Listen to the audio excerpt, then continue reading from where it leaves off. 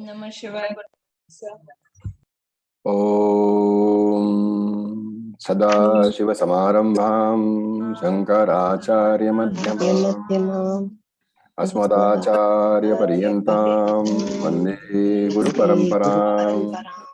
Om Sahanavatu Navanatu Sahaviryam Karvavahai Tejasvinavadhitamastu ma vidvishavahai. Om Shanti Shanti Shanti.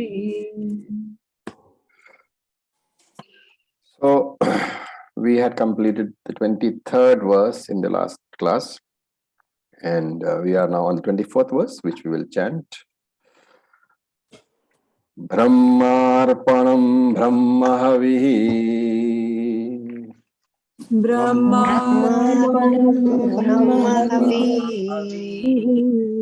Brahmagno Brahmanahutam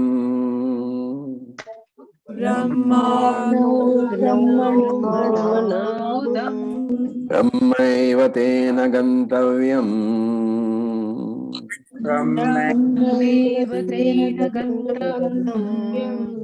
Brahma karma samadhina.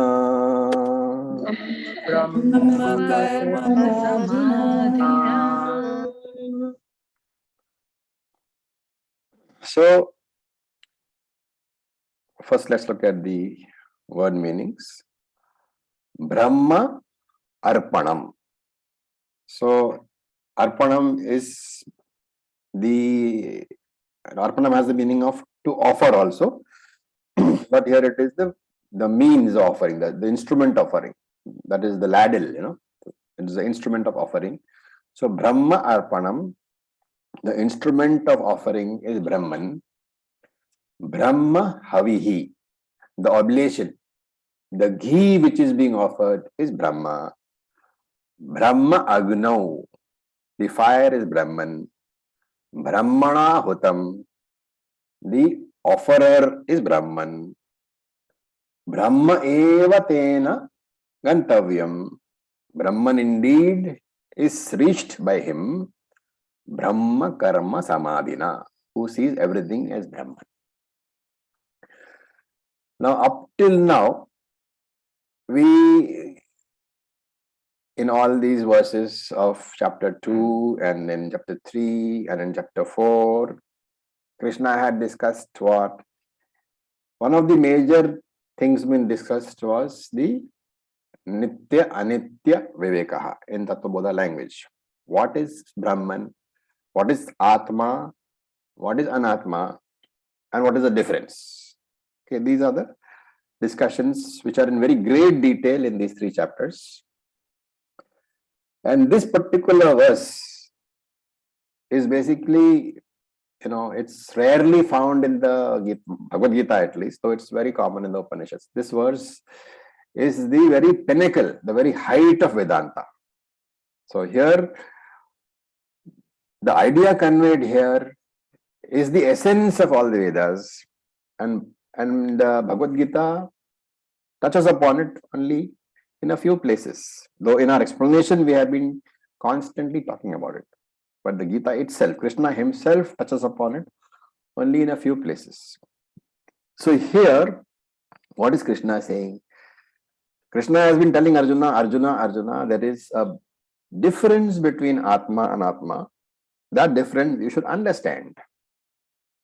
And here suddenly he turns around and says, hey Arjuna, actually there is no such thing as Anatma at all. So this is the text. When he says the ladle is Brahman, the offering is Brahman, it is offered into the fire of Brahman by the offerer who is Brahman, and Brahman alone is reached by him who sees Brahman in every action.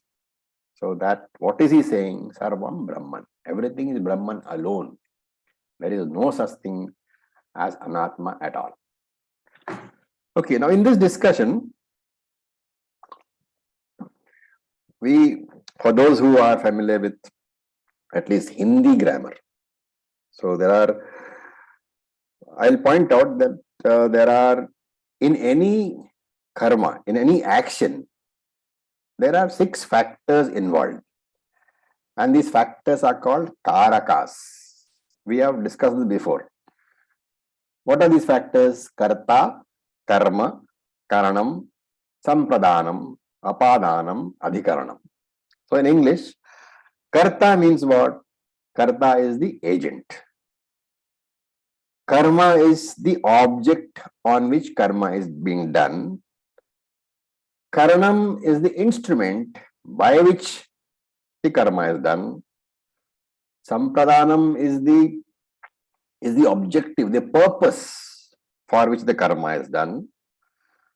Apadanam is the origin from which the karma is done. And adhikaranam is the locus in which karma is done. So apadanam and adhikaranam, one is the origin from, adhikaranam is locus in or on. Okay, is it very complicated? It is simple grammar. Right? So let us look at it. Karta is in this verse. The karta is who? The one who is offering. What is it referred to here as? Brahmana. Okay, first line, the second last word, Brahmana. The Brahmin is the one who is doing the puja. This whole verse is referring to a grahastha doing puja, offering ghee into a havan, the kunda. So he is actually doing a puja and he is offering the ghee. So Brahmana is karta. In Sanskrit, Prathama Vibhakti, the first nominative case is Brahmana. What is the object on which the karma is being done? Havihi, the ghee. The ghee, which is the clarified butter, which is being poured into the fire, that is karma. What is the karanam? The karanam is the ladle, the big spoon by which the ghee is being poured into the fire, and here is referred to as arpanam. Now the ghee is poured for whom? Sampradanam, Chaturthi Vibhakti. The ghee is being poured for Brahman, to be given to Brahman. Right? So Sampradanam is the purpose, which is Brahman. And Apadanam, from where is the ghee coming?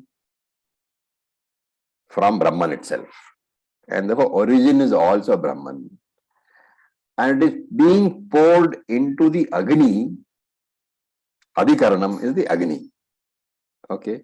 So Adhikaranam is the locus, Saptami Vibhakti. So in terms of Vibhaktis, the cases of Sanskrit, you have Prathama Vibhakti Karta, Dvitiya Vibhakti Karma, Tritiya Vibhakti Karanam, Chaturthi Vibhakti Sampradanam, Panchami Vibhakti Apadanam, and Saptami Vibhakti Adhikaranam.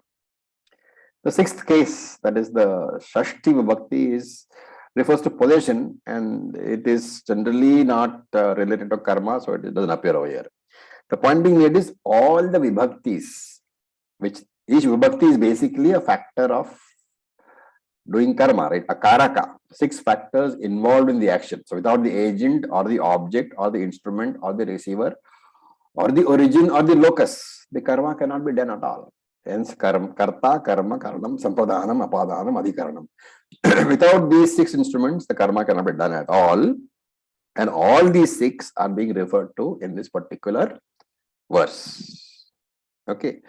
But that is only the grammatical aspect of the verse for those who are interested in the grammatical way in which the verse is being presented.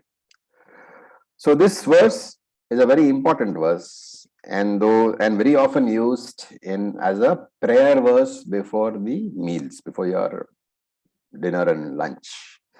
And those who have done the TTC in the ashram will know this is a verse which we chant before food. As I said, this verse represents a complete quantum jump in the teaching. So you will find that most of the teaching in the Bhagavad Gita as well as the Upanishads, the Jagat is presented as Mithya.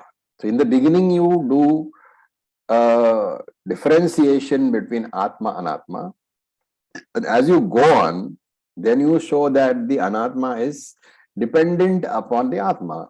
So it is being presented as mithya. And how is it presented as mithya? By showing that Brahman alone exists. The moment you present something alone as existing, then whatever else is there is Brahman, right? And this is very, very common in Upanishads. So in our own teaching, we have talked about it as the gold and the bangle. You can look at gold and bangle as two separate entities, two real entities. But the moment you present the bangle as only gold, what is the understanding? That there is no bangle apart from the gold, and therefore the bangle is only a form and a name. And that form and name only, devoid of the substance, is called mithya. That bangle cannot exist without depending upon the gold. This is the general way in which the Upanishads present, but not in Bhagavad Gita. And Bhagavad Gita, most of it is presented as, Satyam, as Atma, Anatma. And this is one of those rare verses where the Upanishadic view is being presented. And so far, what did we do in all our discussions in the Bhagavad Gita? We clearly did a Atma, Anatma, Vivekaha. And we summarized it as 5 points. That consciousness, the Atma, is not part, not product, not property of the body. That is number 1. Number 2, we said that consciousness, the Atma, is an independent entity which pervades the body, and because of its pervasion, it enlivens the body. The third one we said is consciousness is present in the body, but is not limited by the boundaries of the body. So you cannot say consciousness is in the body. You have to say consciousness is also in the body because it is present outside also. Therefore, it is not limited by the boundaries of the body. But the spatial boundary of the body, consciousness is not limited. Consciousness is not limited by the time boundary of the body also. It's not that consciousness appears when the body is born and disappears when the body dies. Therefore, this is not limited by either spatial or time-wise boundary of the body.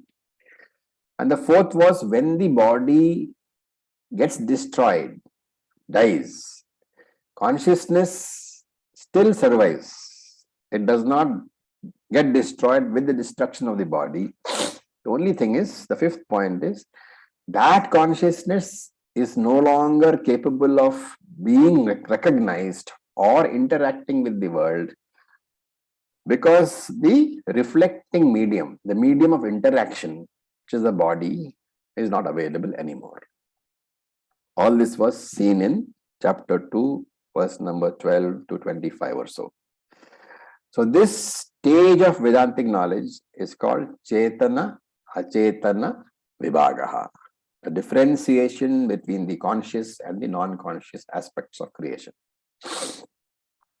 And after differentiation, after the differentiation is done, what is the sadhana that I have to do?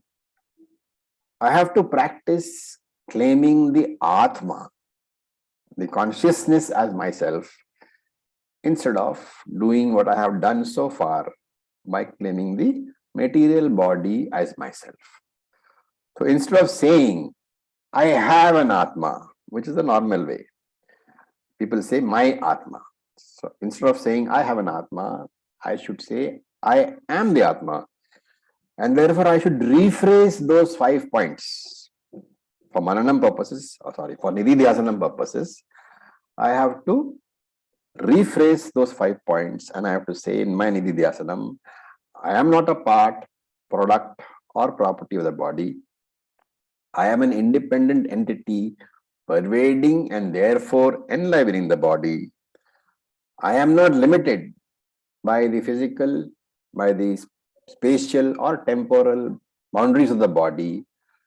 I will continue to survive when the body gets destroyed. And I, the surviving consciousness, cannot interact with the world Because the body medium is not available. Okay. When the body is not functional, body mind is not functional, there is no interaction with the world. And this we know from the fact that during Sushupti Avastha, where the same conditions exist, the body and the mind are not functional, I do not interact with the world. So this is the first stage of Jnanam. And very often people think, once I know all this, my knowledge is complete. But Vedanta says no. This is the first stage and it is not sufficient. The knowledge is incomplete. Because in this knowledge, what do I know? I am Atma, the body and the world is Anatma. So that is, two things are there, me and everything else. And therefore there is duality, there is Dvaitam. Therefore one has to progress to the final stage. What is the final stage? Matter is mithya. Matter is non-substantial. Even though it appears as a tangible substance, since it has no existence without the presence of Atma, this substantially appearing substance has no substantiality of its own, therefore it is mithya. What then is the substance? The substance is Atma alone. And therefore the understanding has to be Anatma cannot exist and does not exist separate from me, the Atma. And therefore, what should be the final conclusion of Vedanta? There is no material world separate from I, from me, the observer, who is the Atma. So this is the Upanishadic jump. And as I said, it is rarely there in the Gita, but it is present in this verse. And we can have an example. When you are in a dream, when you are dreaming in Swapnavastha, you experience a dream world which is external to you, right? External to you, the dreamer. Because the whole thing is within you, the waker. And therefore, from the waker's angle, the whole thing is mithya. But in the dream, you are a dreamer and you are living in a dream world which is external to you, which is different from you.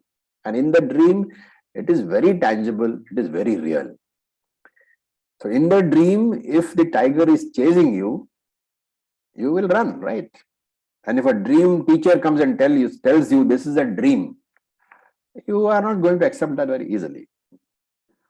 Of course, when waking up, it is immediately understood that the whole thing, including the tiger and the dream world and the dream teacher, all were really not there at all.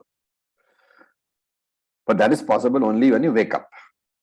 So Vedanta says, just like that dream, there are two levels of dreams. One is the Pratibhasika dream. That is your actual dream.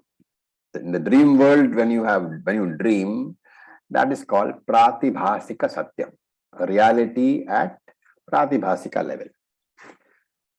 And Vedanta says, in the same manner, this particular world in which you are living today, the factual Vyavaharika world, that is also Vyavaharika dream, Vyavaharika Satyam.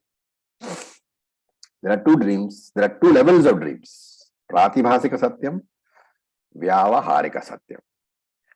In Pratibhasika Satyam, the waker is you, the Jiva. In Vyavaharika Satyam, the waker is Atma. And therefore, Kathopanishad says, those of us who have done will realize, Uttishta Jagrata Prapyavaran Nibodata. Wake up, arise and awake. The Upanishad says, wake up. What does it mean? It is addressing us, the Jiva who is living in the Vyavaharika Satyam. You think you are awake, but you are in a dream. That is what the Upanishad says. Now let us look at that particular verse. First look at the last word. Brahma Karma Samadhi. So this is the description of a jnani. How do you arrive at that? Look at the last part of the word, samadhi. Samadhi means total absorption. Therefore, the one whose mind is completely absorbed is called samadhi. Okay. Just like when you see, say, a gold bangle and a gold ornament, the mind at the superficial level, through the indriyas, through the eyes, it sees the differences in form. It sees the bangle form, it sees the chain form, it sees the ring form. But at the intellectual level, I understand that these are only forms, but there is only one material called gold. So this understanding that in and through all the forms, the basic material is gold, we can call it gold samadhi. You are not losing sight of that gold, in spite of the fact that different forms are presented to your eyes.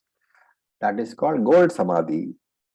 To translate that, replace the gold with Brahman.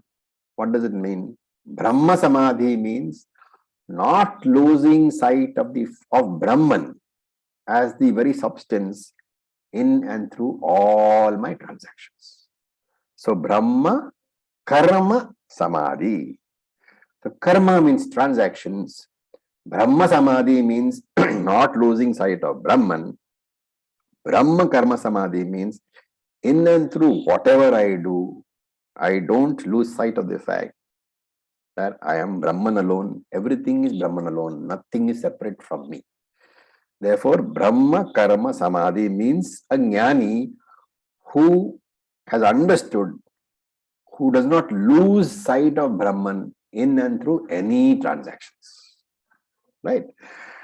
For example, if a mother who has a newborn, she may be dealing with visitors, she may be supervising the maid, she may be cooking, but she never loses sight of the fact that the infant is playing in the room, so that the infant is never harmed. In and through every transaction of hers, her mind focuses on the child. That is infant samadhi. So this jnani is extremely alert. Through his conscious mind, he does all transactions.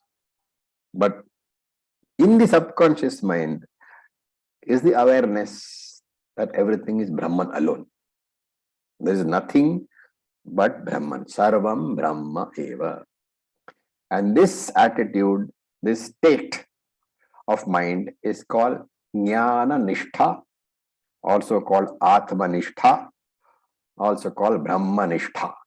Nishtha is the crucial word, the awareness at all times. And such a person is referred to here as Brahma Karma Samadhi. Now here, what is the background? Krishna is talking about a Grihastha Jnani. And he is a Jnani, but he does all his religious karma also. And in this particular verse, he is referring to one of the Nitya karmas, which is Agnihotram. It's a small fire ritual. Every Grihastha, as long as he is a Grihastha, has to do this every day according to the Shastram. It's a Nitya karma, it cannot be given up. And therefore, Krishna visualizes the Grihastha Jnani, who is a Jnani, who is a Brahmanishtha, who is a Brahma Karma Samadhina, but he continues to do his daily rituals. And this is described here. Brahmarpanam. So Brahma Arpanam. So the Arpanam, as I said, is a big wooden spoon, a ladle, used in yajnas. It used to pour the ghee into the fire. And that is why this context is a Grihastha Jnani who is performing rituals. And Brahma Arpanam, the usage of the two words together means that the second part of the word is to be looked upon as the first part. So the Arpanam is to be looked upon as Brahma. So Jnani looks upon the ladle, the Arpanam, as Brahman. Transactional differences he will maintain. He will still use the ladle, the Arpanam, for pouring the ghee, because that is the transactional level, right? The Jnani knows that at transactional level there are differences.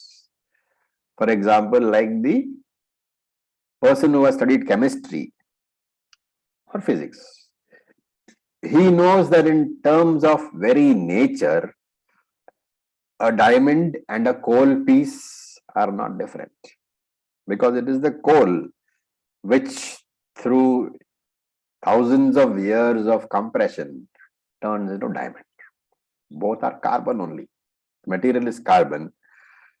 So he knows the difference, he knows the similarity intellectually, but transactionally, you won't exchange a diamond bracelet for a piece of coal, will you?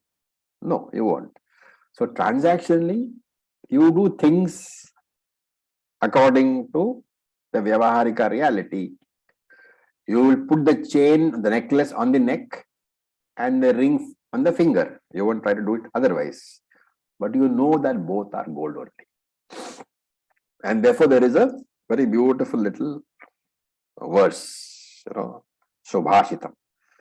Bhavat advaitam sada kuryat.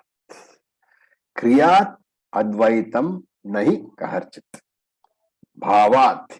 In your attitude, in your mental makeup, in your mental chatter, advaitam sada kuryat. Always have a mind which looks upon everything as advaitam. So bhavat, mentally consider everything as Brahman. Kriyat advaitam nahi karchita.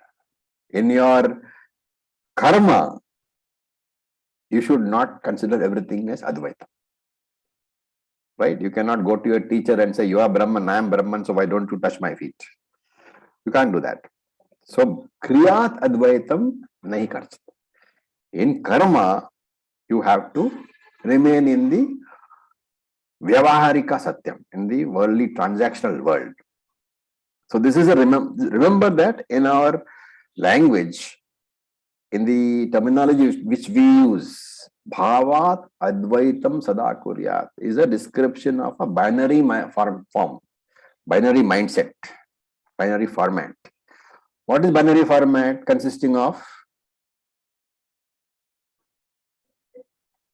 Brahman and Jagat. Brahman and Jagat. No. Easwara. Brahman and Jagat. Anybody else? Jiva Ishvara. Jiva and Jagat. Jagat is Easwara. Jagat Ishwara. Jiva and Jagat. Yes, June, you go ahead. No, sorry, Ravi. I was raising my hand to a friend that was passing. My apologies. Okay, fine. So, I mean, theoretically, all this is correct, okay? But remember that when you say Ishvara and Jagat, then who is saying it? You, the Jiva, are saying it. So, are you in binary or are you in triangular? Triangular. Therefore, in binary format, there are two things. I Ishvara and Jagat. Okay. And we must remember that this binary format actually reduces to Advaitam. Why?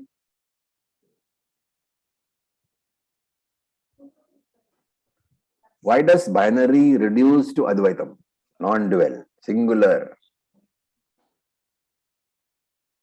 Because Jagat is Mithya. Because Jagat is Mithya, it doesn't really exist. And therefore only I, Ishvara, exist.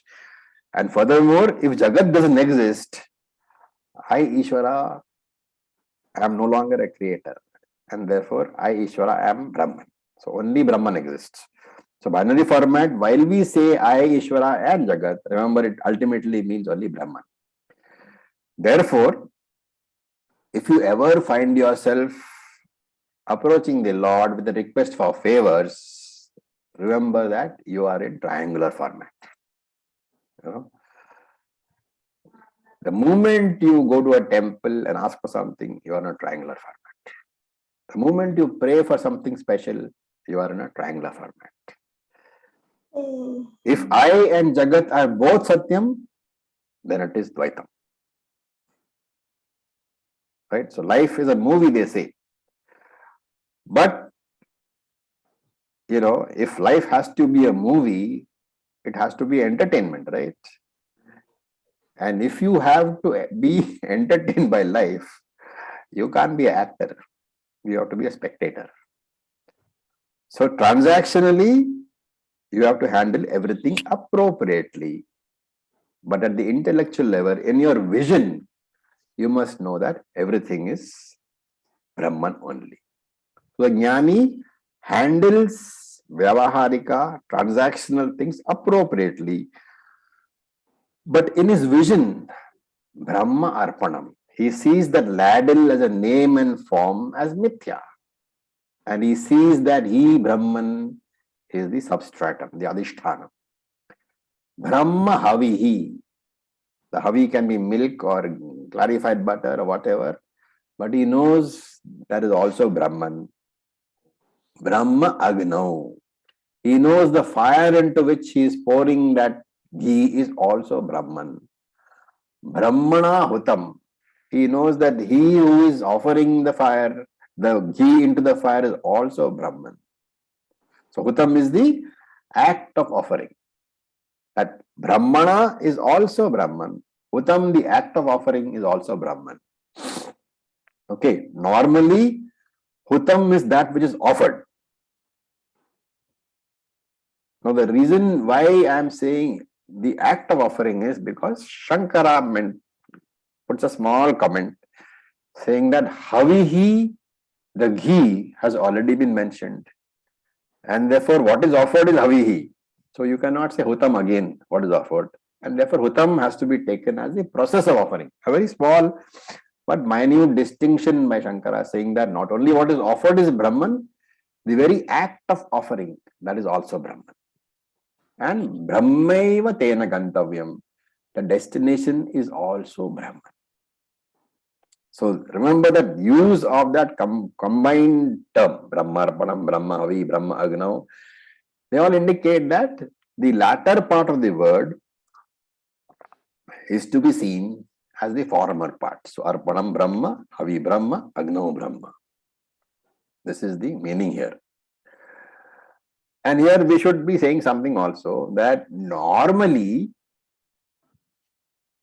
in Upasana, when you worship the Shivalingam, you see the Shivalingam as what? As Lord Shiva.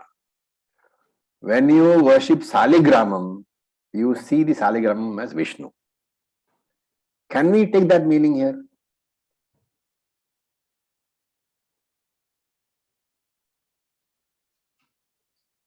No, Why not? it's still binary.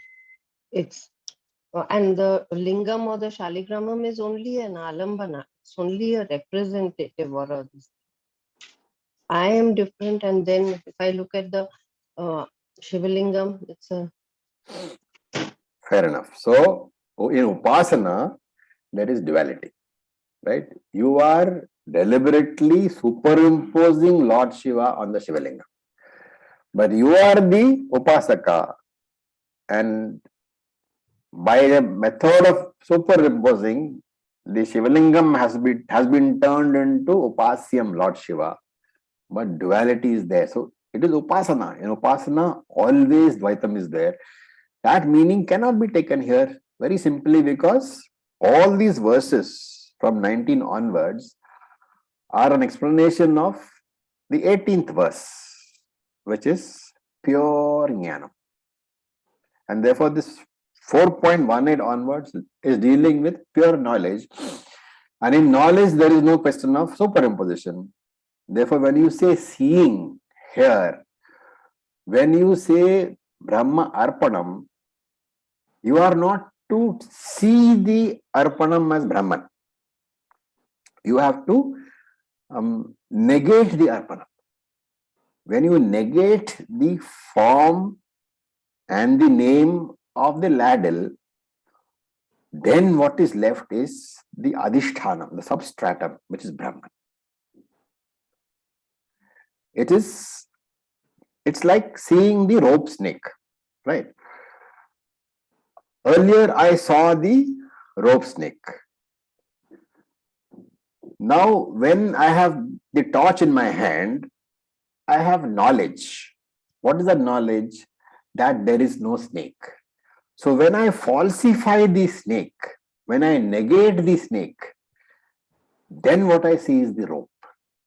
It is in that sense that when the name and form of the arpanam, of the ladle, is negated, what I see is the adhishthanam, the substratum on which the name and form are projected.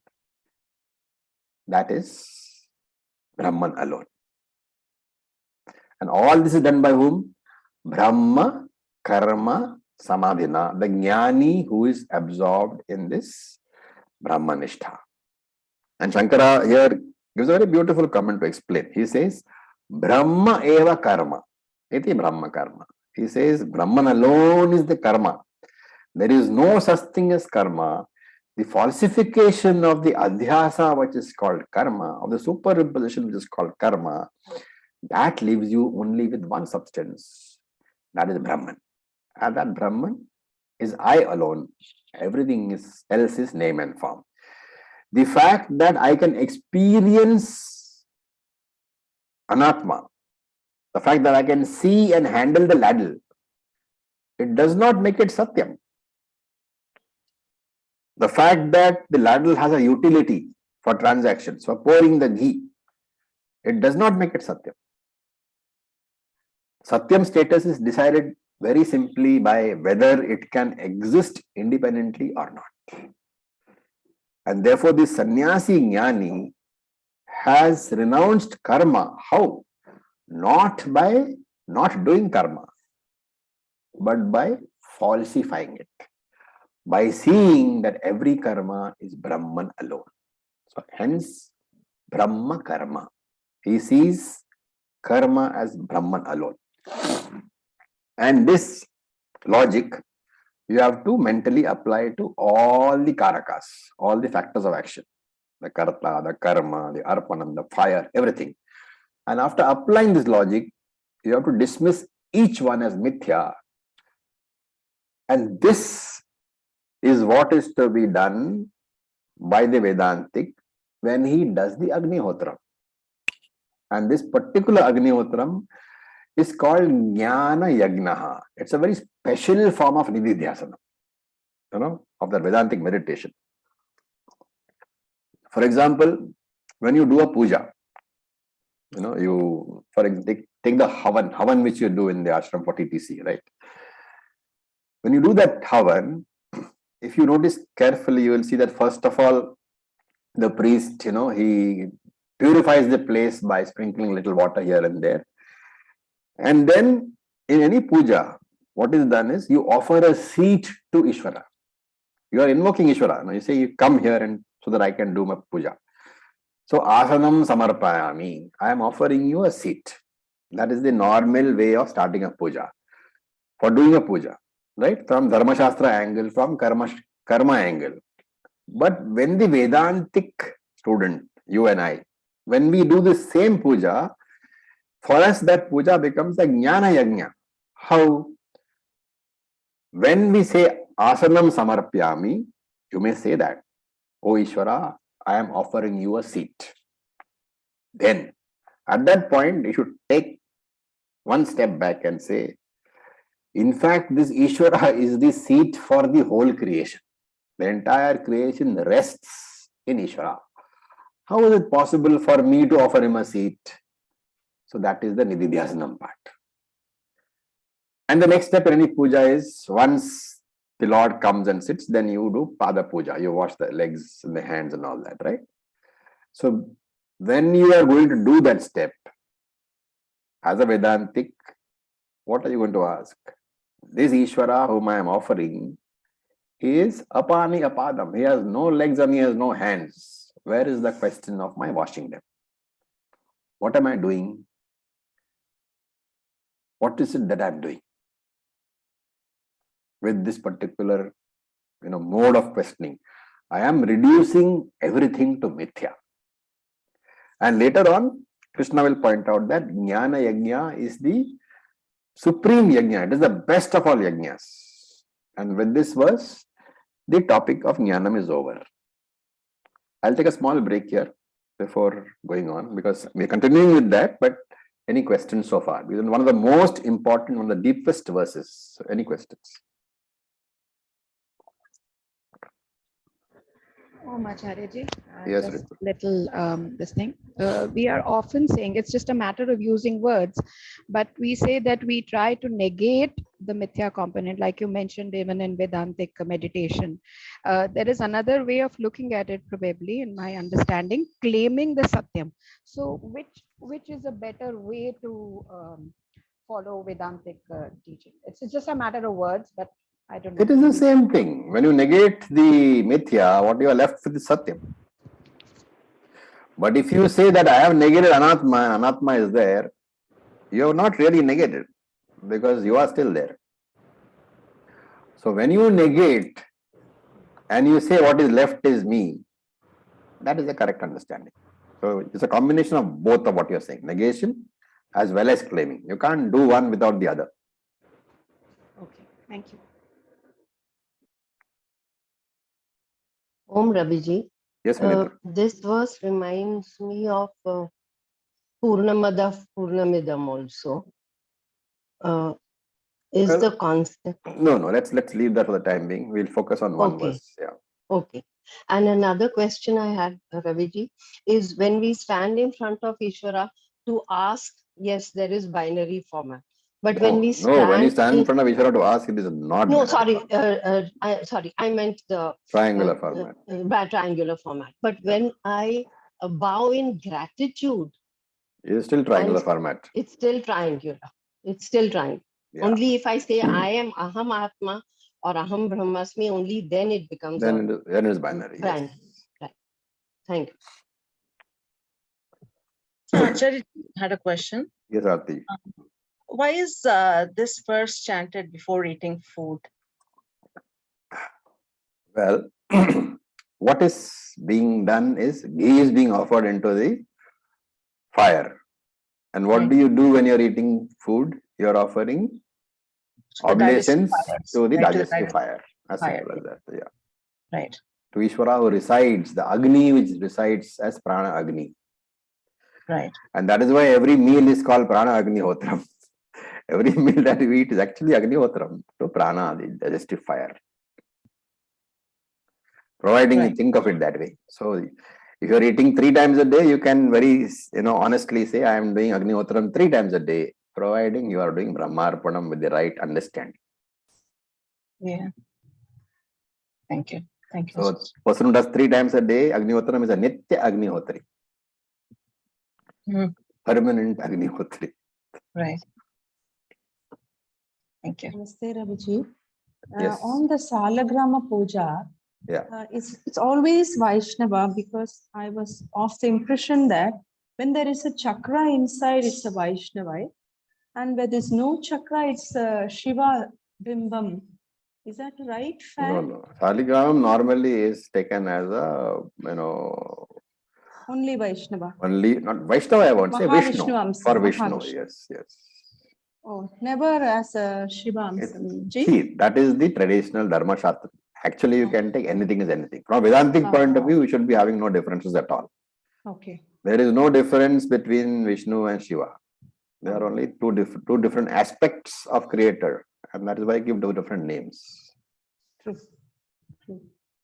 And I was of the impression Agnihotram is not to be done by women. Is there anything like we are not supposed to do or only men should do? This is, it is the, unfortunately, Shastra says that because and of course it also says that unless the person is married, he cannot do Agnihotram. So it is you who lend the authenticity to the husband who does the Agnihotram. No, Ji, I was actually doing it. But when I got to know it from a very learned person, she said, you are not supposed to do it. It's only for men. If you are following Dharma Shastra allows Agnihotri only to males, provide to married males. You can do Agnihotram only as long as you have a wife. Okay. If we don't have a husband, if the husband passes away, can any widow do Agnihotra? Not according to Dharma Shastra. Not to be doing. Oh. Okay. Thanks a lot, Ji. Thank you. Yes, Oh, Indira ji, Acharya. you got a question? Yeah. Yes. So now, whatever that was being spoken about the Agnihotram, I'm not really aware of. So, what is our daily action taking this verse into our life? You have to think of everything as Brahman only. This is the pinnacle of Vedanta, that everything that I do is Brahman. Whether I eat, or whether I walk, or whether I talk, or whether I sleep, I am Brahman alone. That is the takeaway. Okay. So, I mean, I'm only asking in terms of if we do not know all these and we are not performing any of the rituals. It doesn't matter, providing you are at the Vedantic level. At the Vedantic level, all karma is negated. Which is why we don't focus too much on Dharma Shastra. As you know, all the teaching which we do is basically only Upanishad and Bhagavad Gita, Vedanta. We are not focusing on Dharma Shastra at all, primarily because not very many people do Dharma Shastra. Dharma Shastra is basically for Chitta Shuddhi. Okay, the entire Karma Kanda, all the rituals are meant to give you Chitta Shuddhi. The fact that you have been in this class for 2 years and going on is enough proof for the fact that you've got Chitta Shuddhi. So, you can take it that those things are not really relevant to you, but you can still, whatever you do it as Ishvara Arpanam only. That is more than sufficient to take care of whatever Karma Kanda aspects there are. Okay. Okay. So, of course, again, if I'm offering to Ishvara, that's again the triangular format, right? There is no harm in being triangular format. You cannot force yourself into the binary format. Binary format will happen when you know that triangular format is not sufficient for you, and that you can't do it until the right amount of Chitta Shuddhi is there and the right amount of Jnanam is there. So just hang on to the course. As you go on doing Bhagavad Gita and Upanishads, you will find the change occurring. It can't be forced.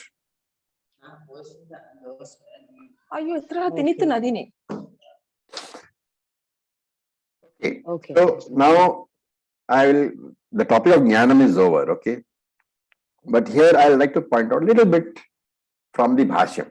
Normally, I don't use too much of the Bhashyam, but it is important for us to understand that this is the Vedantic outlook.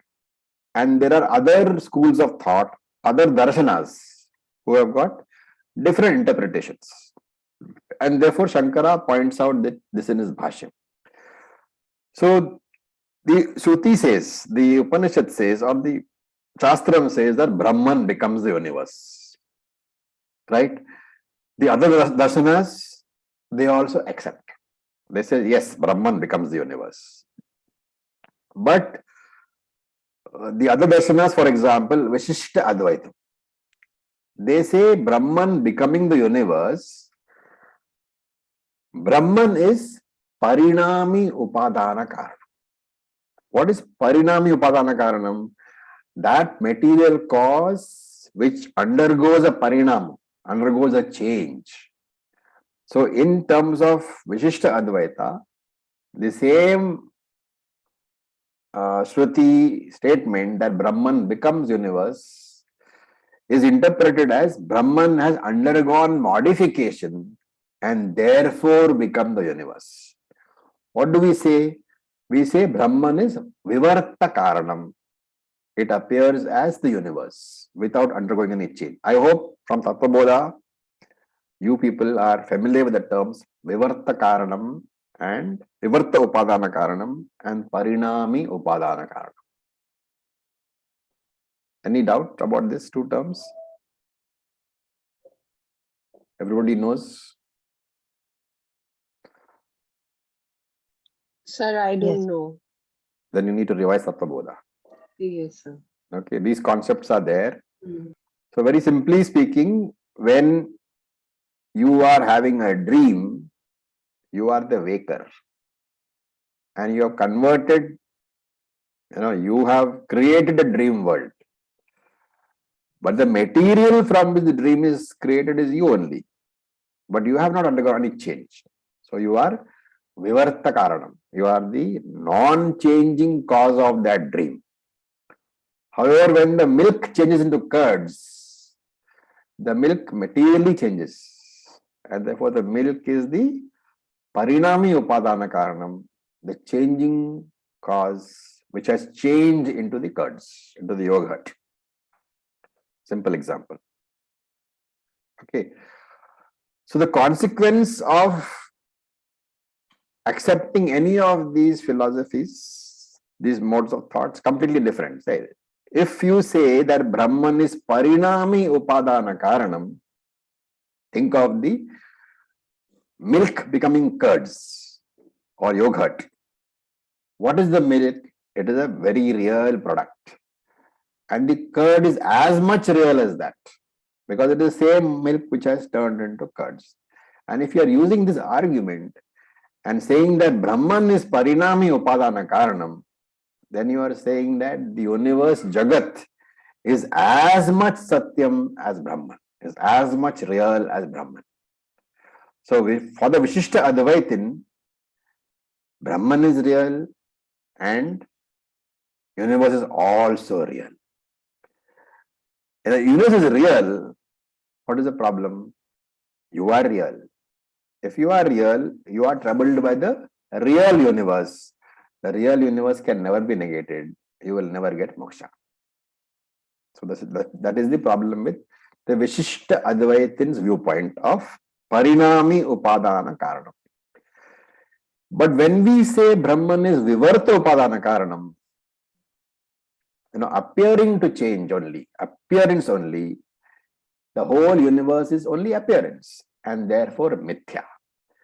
Therefore, this Jagat is falsified, can be falsified and replaced with Brahman. And this is what in Sanskrit is called Bhada Samanadhikaranyam.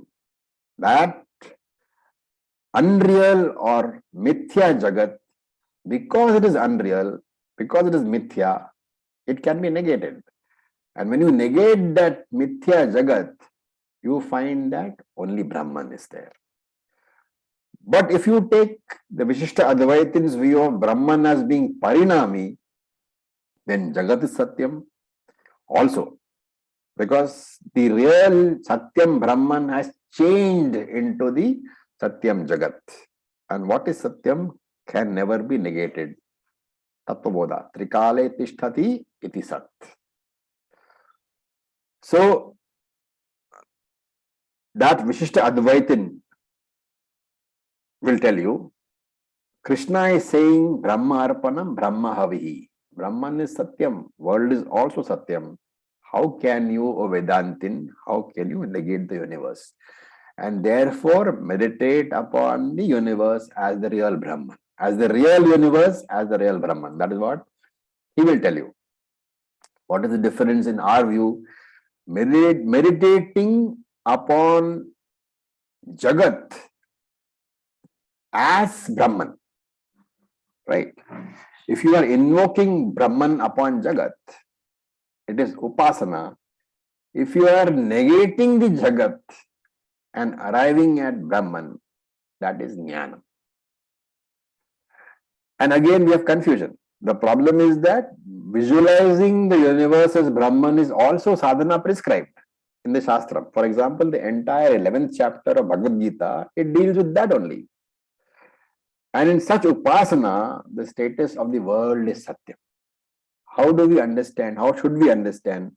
Shankara says in his commentary that it is a beginning stage, it is a necessary stage, but it is the very beginner's stage. At the very beginner stage, it is okay to accept the world as real. And upon this real world, you should visualize Brahman. Right? And therefore, you can have a question here. In this 24th sloka, Brahmarpanam, this is a normal question from an intelligent student. This Brahmarpanam Brahmavihi, does it refer to Upasana or does it refer to Jnanam? If it refers to Upasana, it will be karma. Is it not? Because Upasana is a karma. Meditation is karma. Mental karma, but karma nevertheless. So Shankara says that if you think that the 24th verse is Upasana, then that Upasana will be karma. Whereas Krishna has very clearly stated that this knowledge will give moksha. He says that earlier, right? Yajgyatva moksha se shubhat. Verse number 16 he says, with this knowledge you will get moksha. And therefore we know that karma can never give moksha because karma is finite. A finite tool can never give infinite result. And therefore it cannot be taken as Upasana. This 24th verse cannot be taken as Upasana because the very context is Jnanam alone. It is part of the explanation of 4.18. And later on also in the 33rd verse, he will say that Jnanam alone is the best jnana.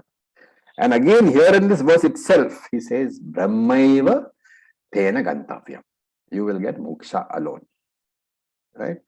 So this is a very important point here, that to understand any Bhagavad Gita sloka, if you read that sloka in isolation, you will definitely get confused. So always read some 15 to 20 slokas before that sloka and 15 to 20 slokas after that sloka, and then the context will be clear.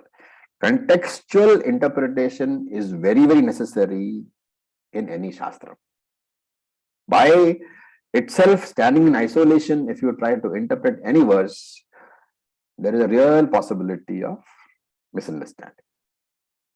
Remember that in Upasana, when you do meditation, you are invoking Ishvara onto the object of invocation, Shaligramam or Shiva, Shivalingam, whatever. But falsification of that is not involved.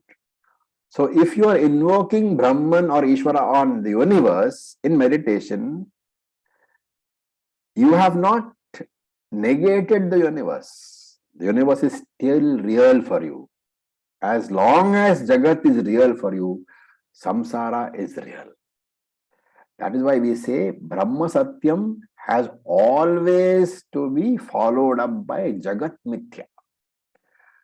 Unless Brahma Satyam is followed up by Jagat Mithya, Jagan continues to be real and will continue to have samsara.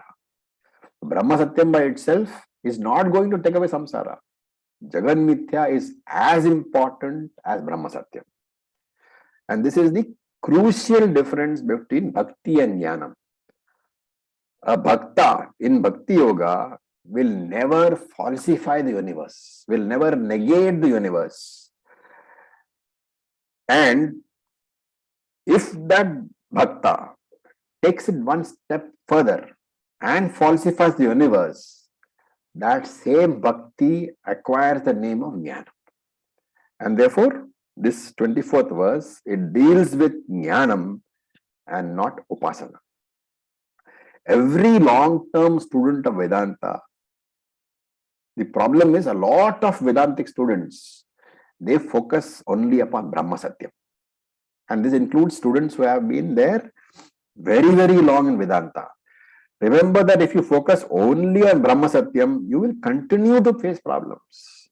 Because without Jagan Mithya, your profession, your possession, your family, your body, your mind are always troublemakers. You will always be troubled by them. So you have to focus on both. Brahma Satyam has to be simultaneously focused upon together with Jagan Mithya. Only when both are assimilated does one get the benefit of the teaching. And in this context, those of you who have done Drik Drishya Viveka should remember Asti Bhati Priyam Rupam Namacha Iti Amsha Panchakam Adhyatrayam Brahma Rupam Jagat Rupam Tatodvayam. What does it say? There are 5 aspects. That is Nama Rupa, existence, consciousness and Ananda. Existence, consciousness and Ananda represent Brahman. Nama and Rupa represent Jagat. All these three amshas representing Brahman are changeless. The two amshas representing Jagat are constantly changing. Therefore, when I say I, or when I say the world, I must be clear in my mind. What am I referring to? If I am referring to Nama Rupa, they are Mithya. If I am referring to Asti Bhati Priyam, existence, consciousness, bliss, Satchit Ananda, that alone is Satya. So with this, we'll stop. Any questions? One of the most important verses, in my opinion, in the Bhagavad Geeta. Om Acharya. Yes, Joe.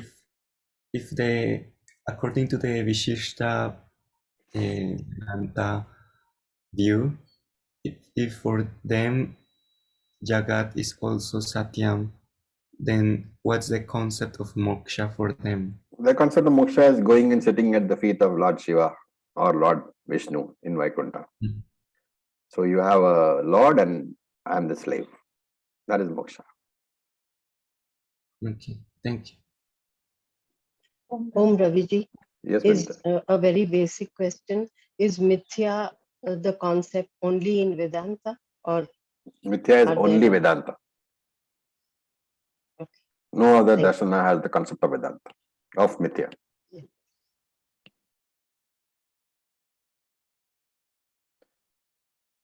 Okay, so I'll leave you all to mull over this, think about it, and try to digest it properly. Acharya, I have a question. Yes, Madhaviji. Just now you mentioned the Satchit Anand to be the 3 points of the Brahman. What were the 2 points of the Jagat? Nama Rupa. Thank you. Yes, Deepak ji. Ravi ji, Deepak tell ji, me sorry. one thing. When we think that we are Brahman, then why do we need to sit भगवान के feet में? When हम लोग खुद ही Brahman हैं. If you are convinced that you are Brahman, then the entire ritualistic thing drops away for you. Then these ideals, Lord Shiva, Vishnu, then Everything drops. Drops. But don't go and tell it outside. They will lock you up. Okay. Okay, so your family, when you're with your family, you do your worship, you do your, putting your, sitting at the what you call feet of the Lord, all that you must do. But your mental chatter should be that I am Brahman alone. Then you have to drop the karta bhav, no? You are not doing anything. You are saying the body-mind complex is doing because of its prarabdha. But the body-mind complex should keep on doing. So you are Raviji, doing, one last question. but you are not doing. Yes, I do, but I do, but I don't do. Okay, thank you. Yes, somebody said, Kumarji, boliye. Yeah, so when you say Vishishta Advaitam says there is Brahman and there is also the Jagat which is real, Yeah. then how does it continue to be Advaitam? Well, it's not, but it is called Vishishta Advaita, a special form of Advaita. So you have different darshanas, Dvaita, Advaita. Vishishta Advaita in the sense that there is something in addition to Advaita. That special thing is there. So both. They accept the Brahman alone is there. But they say when the world is formed, the world is also as real as Brahman. The concept of Mithya is not there.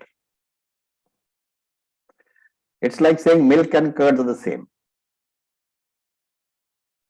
Okay, got it. Okay, so thank you for your patience. With this, we'll stop here. Om Purnamadav Purnamidam Purnat Purnamudachyate Purnasya Purnamadaya Purnam Eva Vasishyate Om Shanti Shanti Shanti Om Tat Sat. Thank you, Ji. Thank you, Ravi Ji. Thank you for your patience. Thank you a lot. Thank you, Acharya.